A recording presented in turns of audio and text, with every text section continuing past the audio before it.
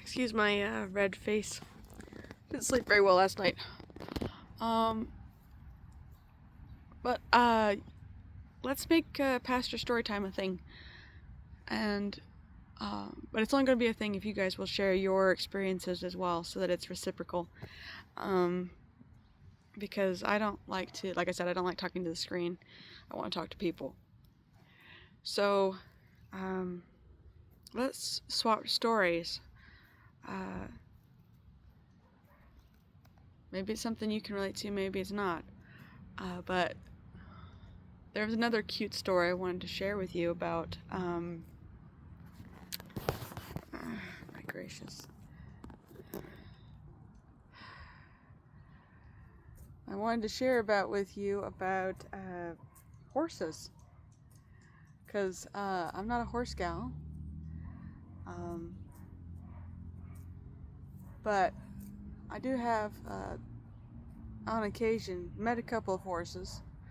Sometimes they want to have an exchange of interaction. Sometimes they just don't. Depends on how well they're treated, I guess. But some of them have been very nice. Some have been kind of emotional. And some of them are just like, whatevs. I don't care. So, have you had any experiences with horses in the past? What was your first and what was your most recent interaction?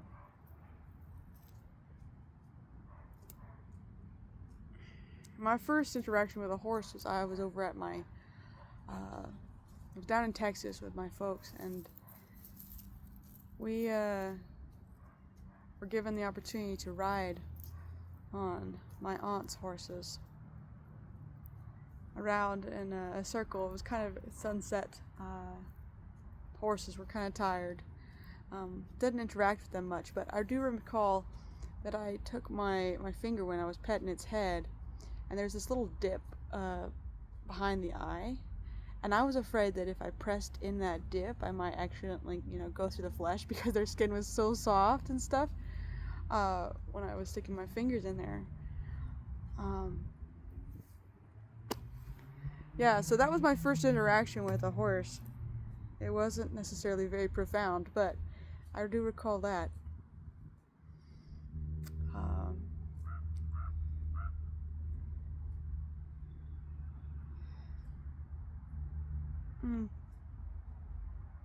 My arm's getting tired. Let's go that way.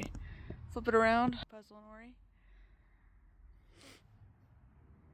Ori's on the other side of the fence.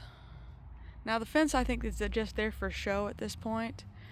I built it to keep them in the pasture when they were little, before they knew anything about the plants that they grew around, in order to prevent them from taking a munch of irises and other things that might poison them.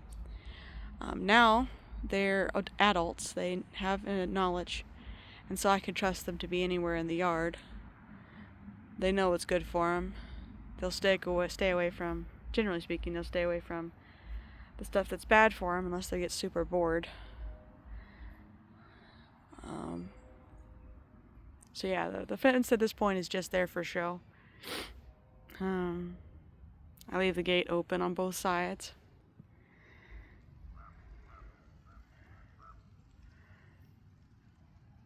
So they can just browse whichever side they like.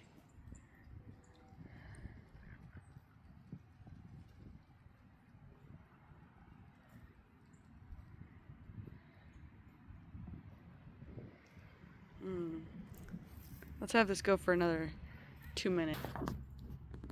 Tell you about another experience I had with a horse. It was pretty fun. There was this horse across the fence, on the other side of the fence, from where we lived. It was a beautiful brown horse, but we never had much of. I don't think she was a riding horse, because no one ever seemed to ride her around. She didn't. As I understand it, she was come from a field where she was kind of let do whatever she wants. and she didn't interact with people all that much. But there was this one evening when I went out with her, and I had heard from a friend of mine from well, the story is definitely going to go more than 6 minutes. I had heard a friend of mine, from my friend of mine, who a rodeo queen, that you breathe in the horse's nose to say that you love it, and it's a loving gesture.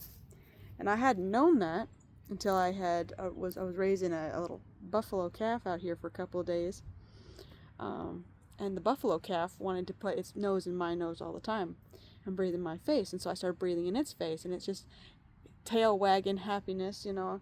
I'm like, this means something to this buffalo calf. And so when I was telling her that, relating her that to her, she's like, oh, they're like horses, they're sharing the air, that means I love you. I'm like, oh, is that what it means? So I went up to this horse this one day. She had her head over the fence. She let me get close enough to her to touch her, just with the very tip of my finger, and that was enough. And then the next day she let me do it again, but a little bit more. And then on the third day, I came over there. She had her head over the fence, and I breathed in her nose. And what a difference. She lifted her head, put it over my shoulder, and then rested the whole weight of her head on my shoulder. That's when I learned that horses' skulls and their heads are very heavy. But she used her chin to pull me in closer to her, and she held me close to the fence with her neck and her head over my shoulder in this kind of embrace. And I had no idea exactly why it meant so much to her, because I've breathed in horse's nose since then, and to some it's like, why are you telling me that you love me? You're weird because you're a stranger and all that. But to this gal, it meant a lot to her, and she held me in that embrace for a moment, and then she let me go, and we didn't interact much after that. But it was just this one moment that meant a whole lot, I think, to both of us. But it was an interesting thing, for sure.